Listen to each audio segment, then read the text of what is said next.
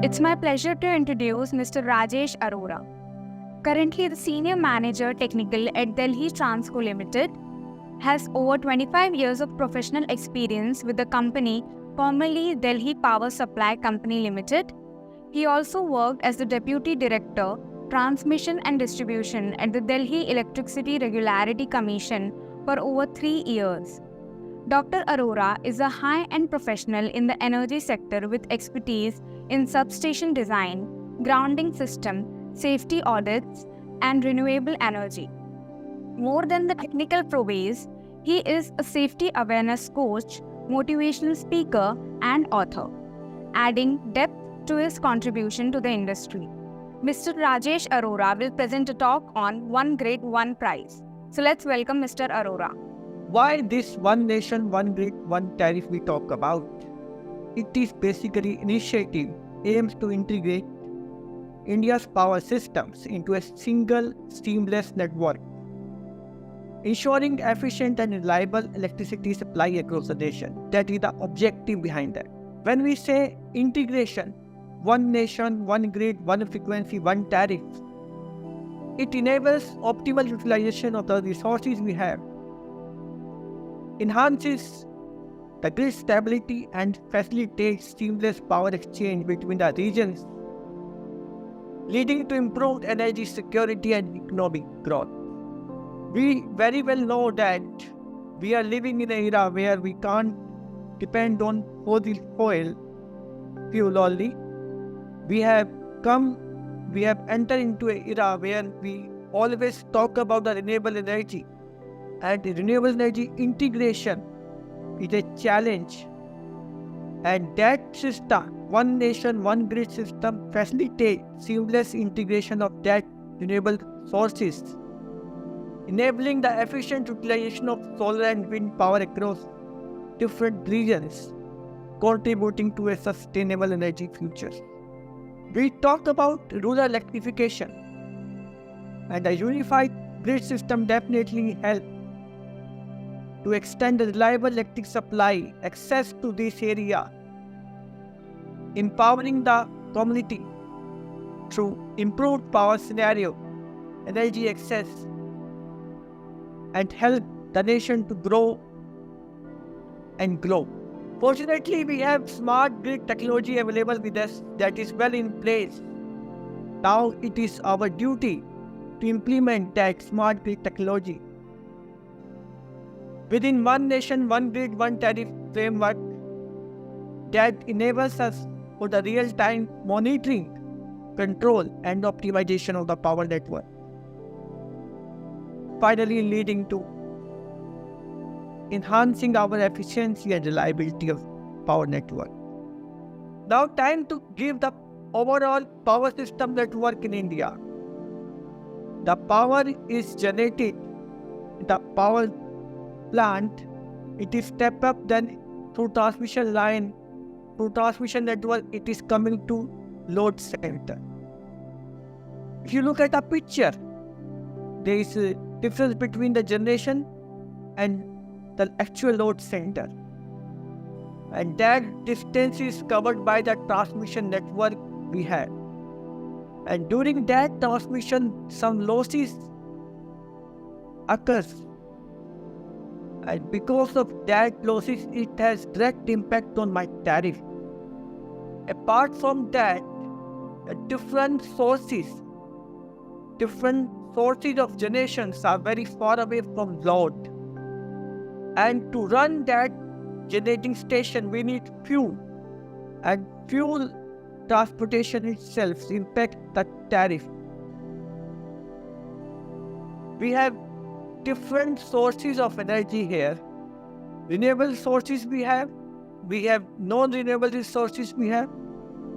When we talk about the renewable, wind, solar, hydro, biomass, geothermal comes in the mind, and non-renewable resources, coal, nuclear,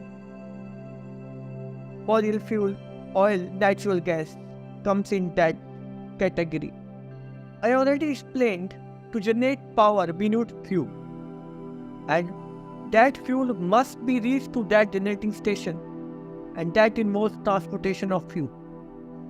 It also comes with some cost. It also comes with impact on the tariff we have.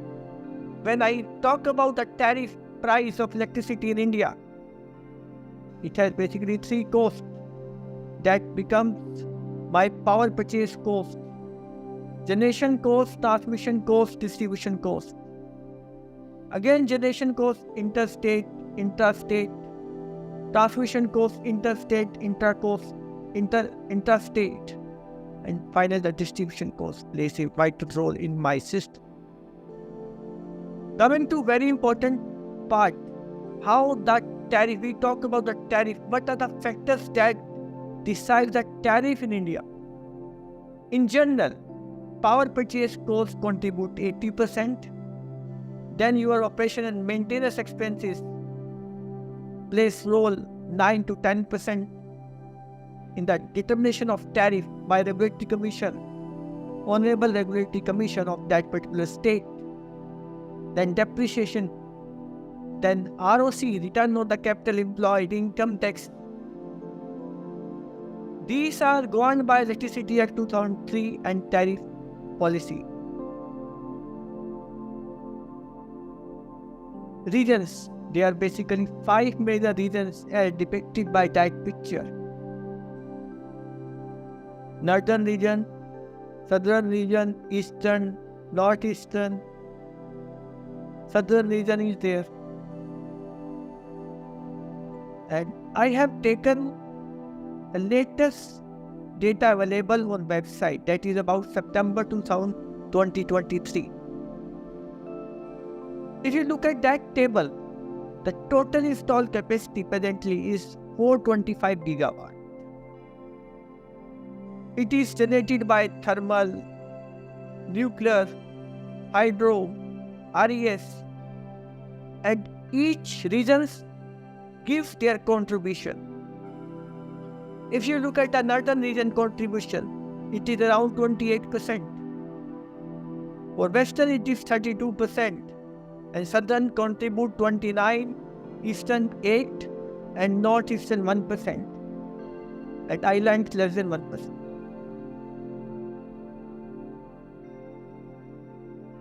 Now, if we look at the role of different constituents of power generation fuel in the total installed capacity, 59% is contributed by thermal, 1.65% by nuclear, 11.5% is contributed by hydro, and renewable energy sources gives their contribution of 28.3%.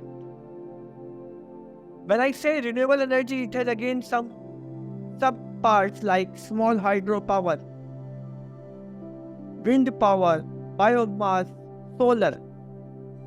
The small hydro contribute 1.2%.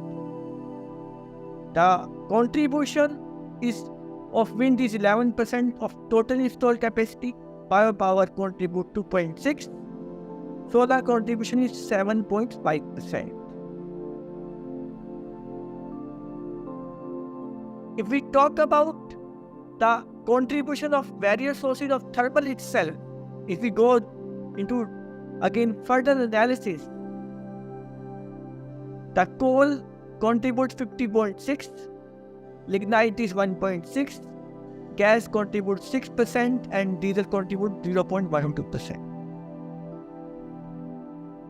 Similarly, if we talk about the various sources of renewable, small hydro 1.2%, wind 10%, biomass 2%, and 17% by solar, and the same is depicted by that pie chart in the picture.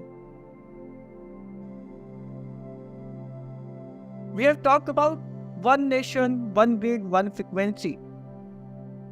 This is about the evaluation of national grid. In 1991 it started. 2003 the second phase came in the picture. 2006 4 regions were interconnected, And finally, on 31st December 2013, we created National Grid, where one nation, one grid, one frequency dream came true. Same is depicted by that picture that I already explained in the previous slide.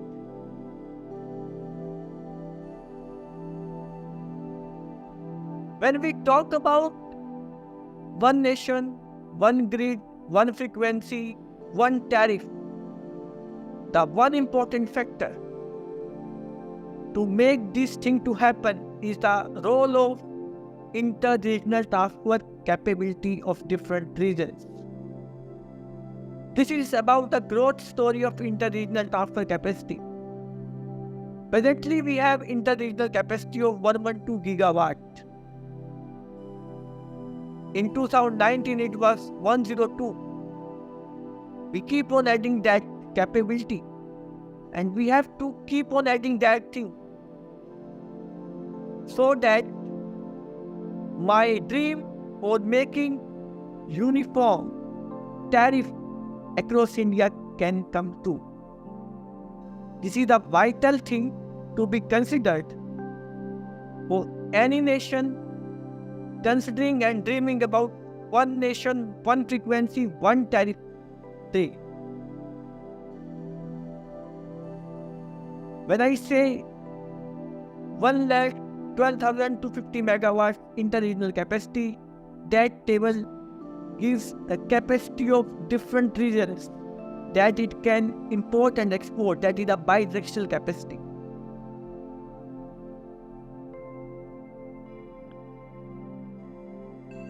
And in future we have to use the technology we have, latest technology. We have to use energy storage technology to further enhance and resilience, flexibility and capacity to accommodate growing energy demands.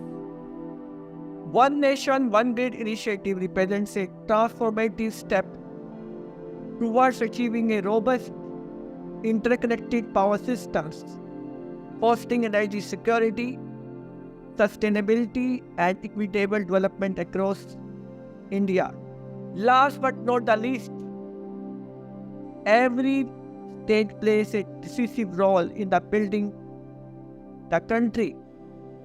One can't think about the inclusive growth of the country without constructive participation of the state.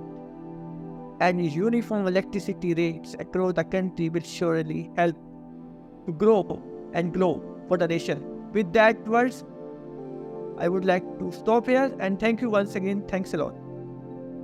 Thank you, Mr. Arora, for your excellent talk on One Grid, One Price.